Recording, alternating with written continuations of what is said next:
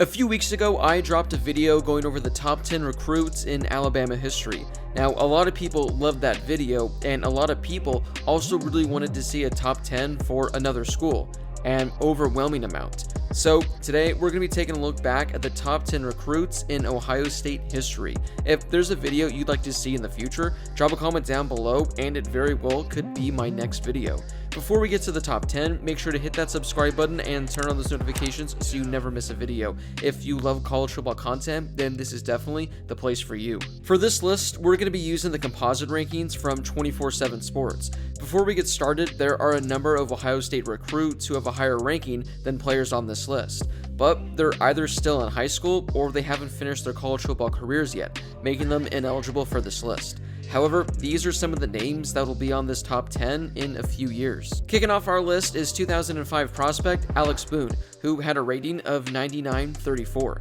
He attended St. Edward High School in Ohio. Boone earned USA Today and Parade All-American honors during his senior year. He was also a first-team All-Ohio selection in his junior and senior season. He was considered one of the top offensive lineman prospects in the country. During his time with the Buckeyes, he was a two-time All-Big Ten selection. He appeared in 46 games and made 35 starts, with 22 of them coming at left tackle. In his 4 years at Ohio State, they went 41-8. He went undrafted in the 2009 NFL Draft, largely due to teams having concerns with his alcohol abuse. He signed as an undrafted free agent with the 49ers, but was released. In 2010, he appeared in one game with the 49ers. Then, in 2011, he appeared in all 16 games, but never made a start. Then, over the next 4 seasons in San Francisco, he'd make 59 starts for the 49ers. In 2016, he signed a pretty large contract with the Vikings, but was there for only a year before going to Arizona in 2017. After that season, Boone was out of the NFL for 3 years before signing with the Seahawks in 2020. Last season, he appeared in only one game for them. Up next at number 9 is Baron Browning, who in 2017 had a rating of 99.40. He attended Kennedale High School in Texas. He was viewed as one of the best linebacker prospects in his class. He was named a U.S. Army All-American and a finalist for the 2016 High School Butkus Award as the top linebacker in the country. He was the state's Associated Press 4A Defensive Player of the Year after he racked up 81 tackles, 10 tackles for loss, and 10 pass breakups. Over his 4 seasons at Ohio State, he appeared in 32 games, totaling 109 tackles with 19 tackles for loss and 7 sacks. He also added 2 pass deflections, 2 forced fumbles, and 2 fumble recoveries. He'll be entering the 2021 NFL Draft. Up next is another 2017 recruit, Jeff Okudah, who had a rating of 99.55. He attended South Grand Prairie High School in Texas. He was viewed as the top cornerback prospect in the nation.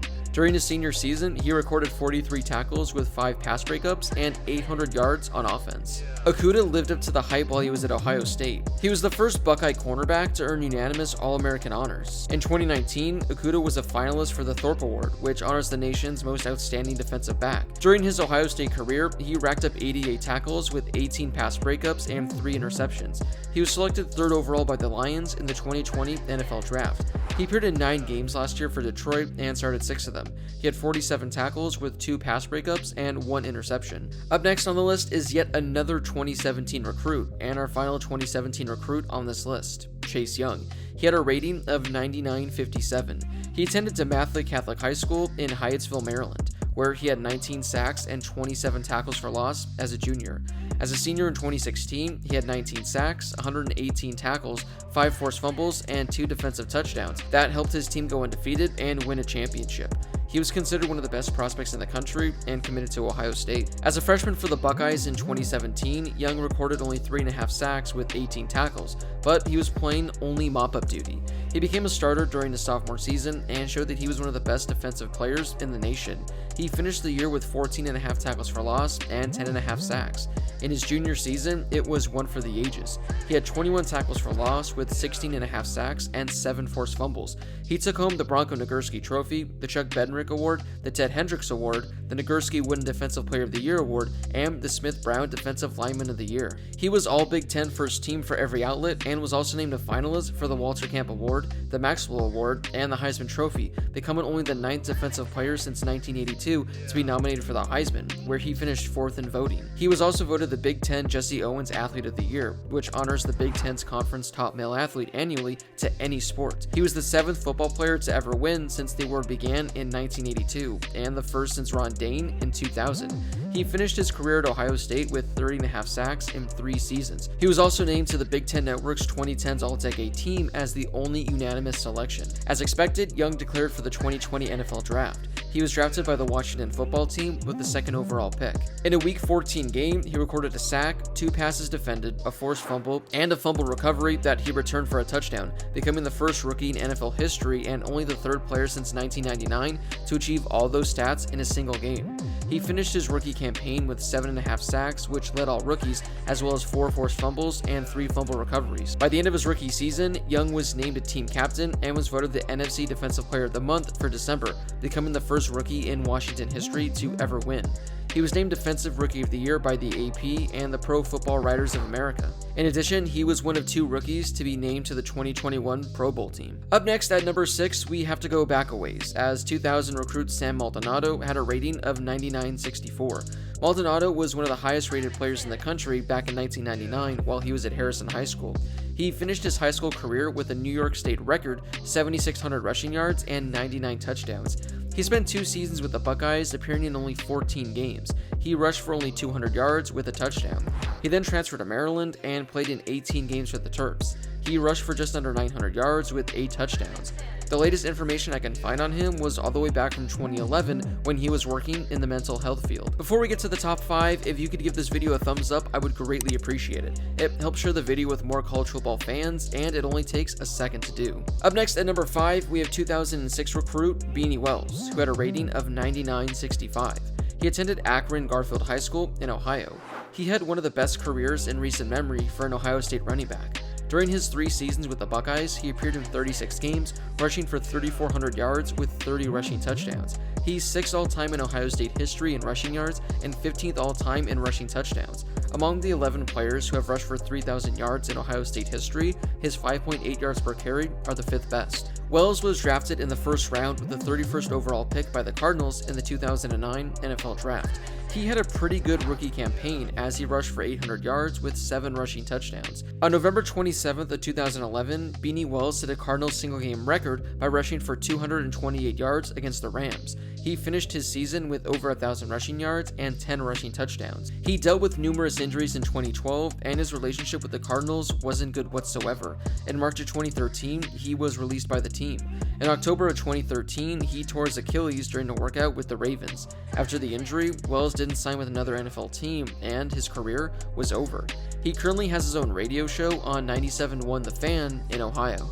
Number 4 on our list is 2016 recruit Nick Bosa, who had a rating of 99.65. He attended St. Aquinas High School in Florida. During his junior season, Bosa recorded 29.5 tackles for loss and 5 sacks. Then, as a senior, he had 13.5 tackles for loss and 5 sacks before an injury cut his season short. During his time with the Buckeyes, he had one of the best careers we've ever seen from a defensive player. He appeared in a total of 29 games, racking up 29 tackles for loss with 17.5 sacks. He was on pace to have a historic season in 2018, as he had 6 tackles for loss and 4 sacks through 3 games. But an injury cost him the rest of his season. He was a freshman All-American in 2016 and was All Big Ten First Team in 2017, along with being named the Big Ten Smith-Brown Defensive Lineman of the Year. Although he appeared in only 3 games in 2018, he was still an honorable mention All Big Ten. He declared for the NFL Draft after his junior season and was selected with the number 2 overall pick by the 49ers in the 2019 NFL Draft. He finished his rookie season with 47 tackles, 9 sacks, a forced fumble, 2 fumble recoveries, 2 pass breakups, and an interception. He was named the NFL's Defensive Rookie of the Year. His 2020 season ended abruptly after he suffered a torn ACL in Week 2 and missed the remainder of the season. Before we get to the top 3, drop a comment down below and try to guess who the 3 highest recruits are in Ohio State history. Number 3 on this list goes to 2012 recruit Noah Spence, who had a rating of 99.75. He attended Bishop McDevitt High School in Pennsylvania.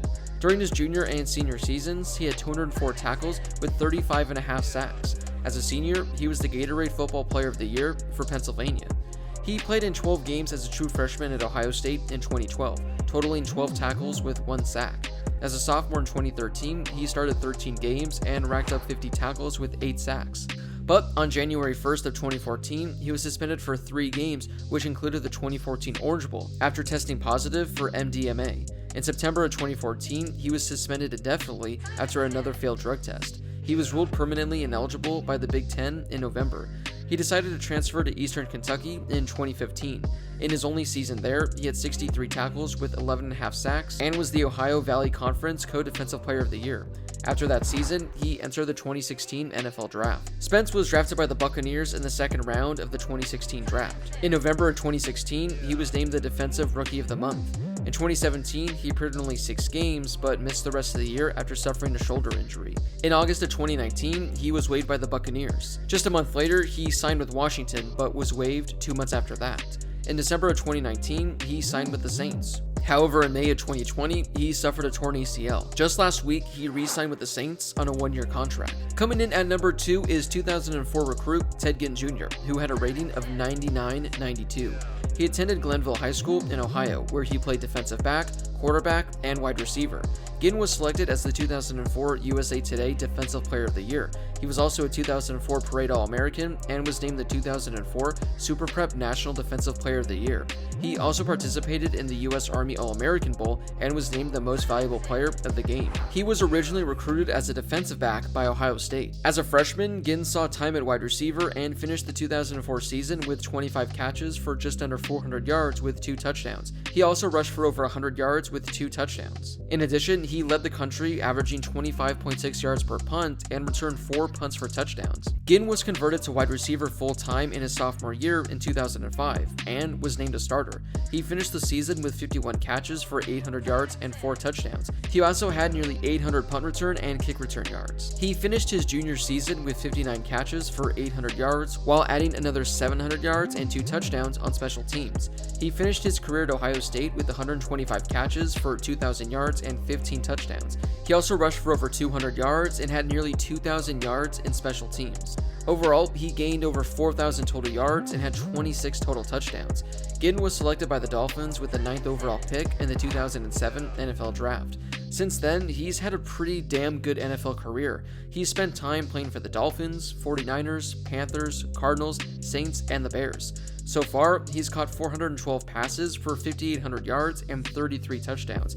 He's added 500 yards and 2 touchdowns on the ground, along with 6,900 kick return yards and 3 touchdowns, with 2,600 punt return yards and 4 touchdowns. Coming in at number 1 on this list is 2008 recruit Terrell Pryor, who had a rating of 99.97. He attended Gannett High School in Pennsylvania. He became the first player in the history of Pennsylvania high school football to run for 4,000 yards and also throw for 4,000 yards. He was a 2-time Pennsylvania Player of the Year and the MVP of the U.S. Army All-American Bowl. Sports Illustrated called his college football announcement one of the most anticipated signing days in history. Ultimately, he ended up committing to Ohio State. A few weeks into the 2008 season, he threw for a freshman record 4 touchdowns in his first career start. He finished the season with 2,000 total yards and 18 total touchdowns. He was an honorable mention All Big Ten Conference selection by the media and Big Ten Freshman of the Year by the coaches.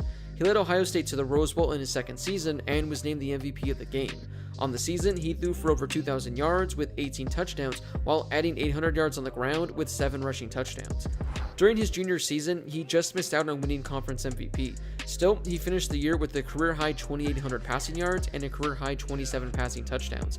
He also added 750 yards on the ground with 4 rushing touchdowns. In December of 2010, the NCAA ruled that Pryor and 4 of his teammates would be suspended for the first 5 games of the 2011 season as a sanction for selling memorabilia. There were reports saying that Pryor made thousands of dollars autographing memorabilia for a local booster. In June of 2011, he withdrew from Ohio State. Shortly after, he was banned from all contact with the university's athletic program and new incoming recruits. This caused him to become eligible for the NFL supplemental draft. The Oakland Raiders selected him in the 3rd round of the 2011 supplemental draft in August. During his first 2 seasons, he appeared in only 4 games, but then in 2013, he was the starting quarterback for 9 games. He threw for 1,800 yards with 7 touchdowns and 11 interceptions. After that year, he was out of the NFL in 2014. In 2015, though, he signed with the Browns but saw no action. Then, in 2016, they decided to convert him to wide receiver, and it was a move that paid off drastically. He finished the season with 77 catches for over 1,000 yards and 4 touchdowns.